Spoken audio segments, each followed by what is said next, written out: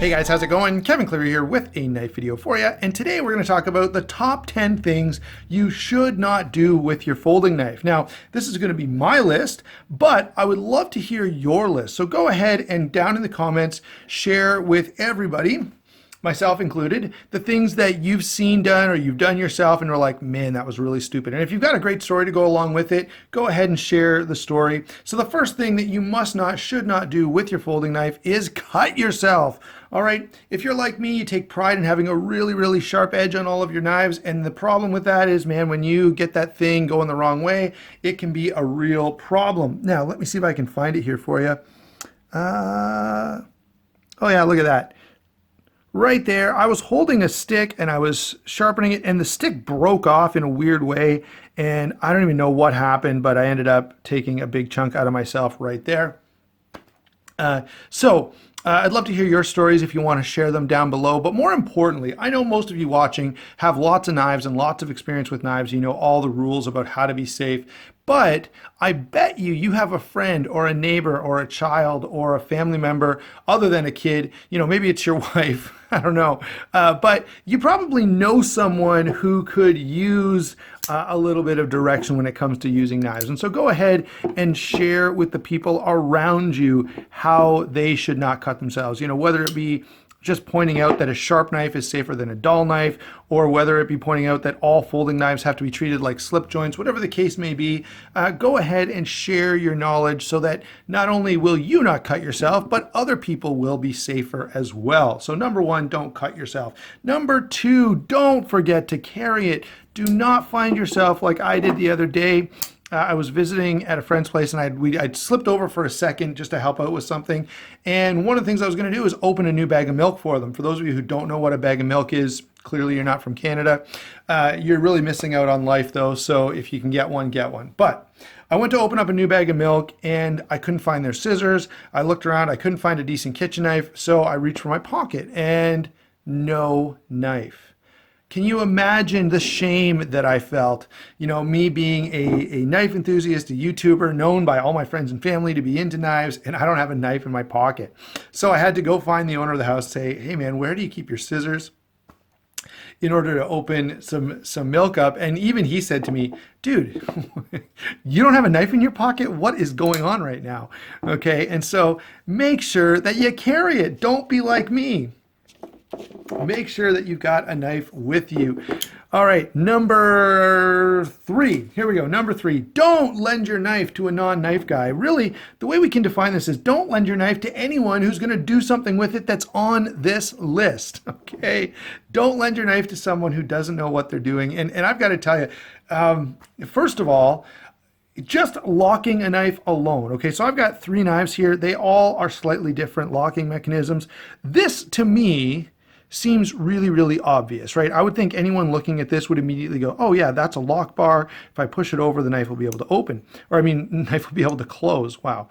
Anyway, I can't tell you how many times I've passed a frame lock knife to someone and then sit there wondering what in the world to do with it. Now, access locks for some reason seem to be a little more intuitive. Most of the time, if I lend someone a Benchmade, they can figure out how to close it. But frame locks and liner locks, you know, they can be just a total mystery. And the worst thing I get is somebody sitting here like this, they're pushing on the blade while wiggling around right here trying to unlock it. I'm like, come on, please get your fingers out of there before you unlock the knife. So that's just one example. I've seen guys, here's a good story. The other day, I had a friend who was working on a rivet, and it was a rivet in a piece of cloth, but he's there working away with it with a pair of pliers, cannot get this rivet out. And he says to me, can I borrow your knife? I look at what he's doing and I know exactly what's about to happen, right? He's going to take the knife, he's going to slide it under the head of that rivet, and he's going to start prying on it like this. And so guess what I said? No, you can't, right? You're not putting my knife in that situation. It ain't happening. Okay, and so yeah, don't give your knife to someone who's going to do something with it that is on my list. And thinking of that, don't pry with it, okay? There's a number of reasons for this, okay? When a company makes a knife, they're figuring on how to make this knife strong in this direction. That forces are going to be applied in this direction while you're cutting. and perhaps maybe a little bit in this direction. They just don't want it to shut on you, okay? And I mean, some locks I know are designed to be really, really strong, but nothing about this is designed to be strong in this direction, right? It's just not built for that. And so, you know, get yourself a little pry tool. I always have one with me. There's one on my keychain. There's one in my truck. There are a few others around. So I always know that if I've got to pry on something, I've got a tool that can do that job. I'm not going to be using my knife for it. And unless you just don't like that knife and don't care about it, you shouldn't do it either.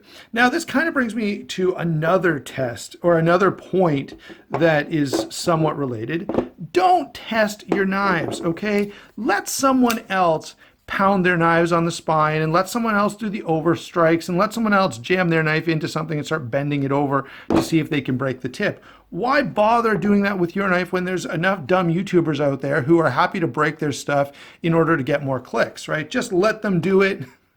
And if something breaks, then you know, okay, you know, they were able to break it. By the way, let me add this point here. I dare say that just about anything that someone would give to me, given enough time and enough stress, I would be able to break it, right? And in fact, I've even seen teeth broken off, and I've broken the teeth off of pry bars, you know, the little flat Wonder Bars that you get. I've broken them myself. So if a pry bar can be broken, of course, something that is not built to pry at all is going to be broken if you go and see if you can break it, right? The answer is, if you're going to see if you can break it, the answer is yes, you can, all right? So don't test your knives. Leave that to YouTubers who are looking for clicks. All right, number 6, don't let it get dull. Don't let it get dull. Now, there are a couple of reasons for this. One, it's not useful, right? The primary job that a knife has is cutting stuff. And if you want it to cut stuff, it needs to be sharp. It's not going to cut well if it's not sharp. And so why not let your tool be the best that it can be, number 1. But number 2 and 3, I guess, first of all, you know, it's easy to keep a knife sharp, especially with some of the really high-end steels that are here. If you give this a quick strop at the end of every day, any one of these knives, it's going to keep its edge for a long time. And when you do need to sharpen it, it's not going to be the worst job ever because you're not having to remove tons and tons of material. However, if you let the thing just get super, super dull, it's going to be much harder to put a nice new edge on it, especially, you know, if you're dealing with some kind of super steel or something really hard like this M4 or 20 CV. You know, you can really have a hard time getting a good edge back on that if you let it get that bad, okay? So don't let it get dull. It's much more useful when it's sharp anyway. So take a second, give your knife a quick strop at the end of the day if you've used it. That way you know the next time you pull it out, it's ready to go. All right, number 7. This is an important one, probably the most important thing I'll say in this whole video. Don't forget to use my links when you're buying knives, okay? Don't forget to use my link. So if you're buying stuff from White Mountain Knives or from DLT Trading or from Amazon, you know, go over, find one of my videos, get my link and use it. If you're not doing that, I'm going to hunt you down. I'm going to get you. No, actually, but if you're not doing that, for those of you who know, I'm a minister. So this next Sunday coming up, if you have failed to do this in the past, that's fine. Just come to church. You can have a chance to repent, and then we can move on from there. Okay, so that's a little bit of shameless self-promotion. Let's keep going to number 8. Don't cut your food on a ceramic plate. If you're eating that delicious steak at the keg, or maybe you've got it yourself, it's almost barbecue season, you know, kind of. I love a good steak as much as the next guy, but guess what I'm not going to use to cut it? I'm not going to use this, not unless I'm at a barbecue and it's on a paper plate, which presents a whole new set of challenges in itself. But yeah, on a ceramic plate, use that cheap piece of junk steak knife you have had in your drawer for years, or the one that the steak place that you're eating at provides for you. It's already a piece of junk. It may as well stay a piece of junk. You don't need to turn your useful knife into a less useful tool by dulling it into oblivion by rubbing it on a piece of ceramic. Okay, number 9, don't skip maintenance. Don't skip maintenance, all right? Recently, I had someone come to me and they're like, Kevin, I want to ask you, I know you're into knives. Can you give me some advice on a new knife? What should I pick? I don't know. I've been looking at a couple of things. And so I'm like, oh, why do you need a new knife? Well, they go, look at this. And they hand me their Kershaw something, one of those Speed Safe Kershaws, I think an Oh So Sweet. Anyway, they hand me the knife, and actually, before they even handed it to me, they go, look at this. And they went to flip it open. And this is what happened. They pushed on the flipper tab at the back and it went like this. It opened about this far. Then they had to grab it, open it up until it locked. And then, they closed it up and like, see, it's not even working right. So I grab the knife, I do the same thing, and you would not believe it, guys. So this is an assisted Kershaw. I open it up and this is what I have to do. It's like, get it open, right? Close it back down. I'm like, what the heck? So I take a look and I look inside and it is just a hopeless disaster inside of this knife. It's got gunk and grime and every kind of crap you could imagine. So I said to him, just hold on a minute.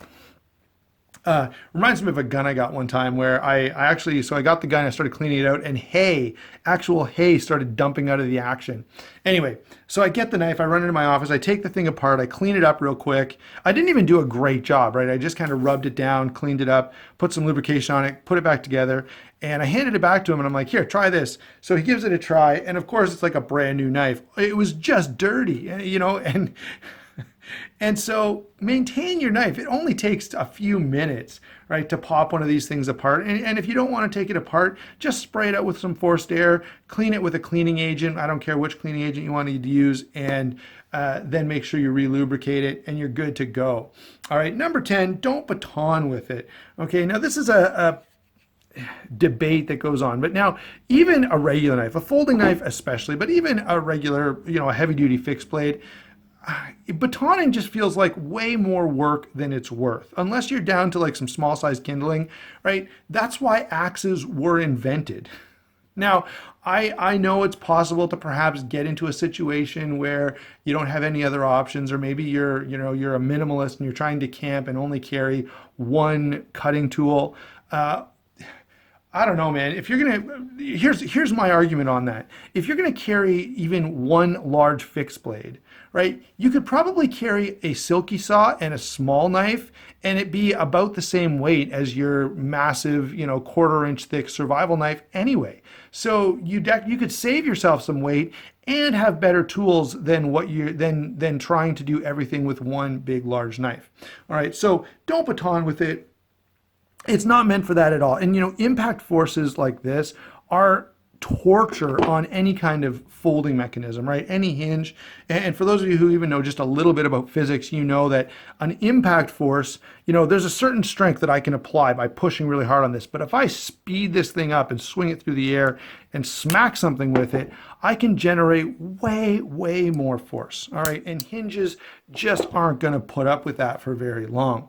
Okay. So there you go, guys. Those are my top 10 things you should not do with your folding knife. Now, I've got a couple other points to make. And if you want to see those other points, I need you to do nothing, right? I'm not gonna do that thing that YouTubers love to do, where if you really want to hear the rest of the story, you've got to get behind my paywall somehow. Let's just carry on. I've got a couple of funny ones that I think you should know. Number 1, don't tell your wife how much they cost. All right, these are extras, right? I'm going to throw these ones in for free. Don't tell your wife how much they cost.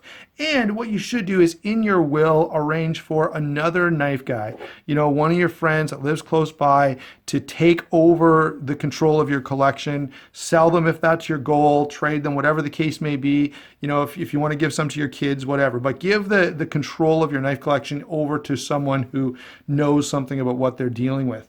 Now, I'm not going to say for my next point, don't buy Survive knives, but I will say this: if you buy a Survive knife, buy another knife as well, because you need at least one knife. Okay. Number 3, don't buy SOGs or Gerbers, right? Frankly, I feel like these two companies are companies that just depend on their name. They know that people who are completely clueless about knives and tools are going to walk into Canadian Tire or Walmart and just see a name they recognize and buy something with that name on it, thinking it's good because of name recognition and nothing else. And to me, that's really, really frustrating, and it's not fair to your customers. So unless you like soft steel and blade play, just avoid the SOGs and avoid the Gerbers. Finally, don't believe all the hype about every knife that you see, whether it be negative hype or positive hype. The fact is that most knives are going to be different in hand than they are on Instagram or YouTube. And so, you're going to have to do some of your own work and figure out what you really think about this, that, or the other knife. I'm happy to keep telling you about them, and I do my best to give you the information you need to pick a knife that you're going to like. But the fact is, I really like this knife. I like it a lot better than the smaller version right here. Okay, but guess what? You may have a completely different opinion than me. So if you're watching my video, I'm going to be like, yeah, this is a little too small and I don't get the ergonomics are not great for me. Well, does that mean that this knife has categorically, subjectively bad ergonomics?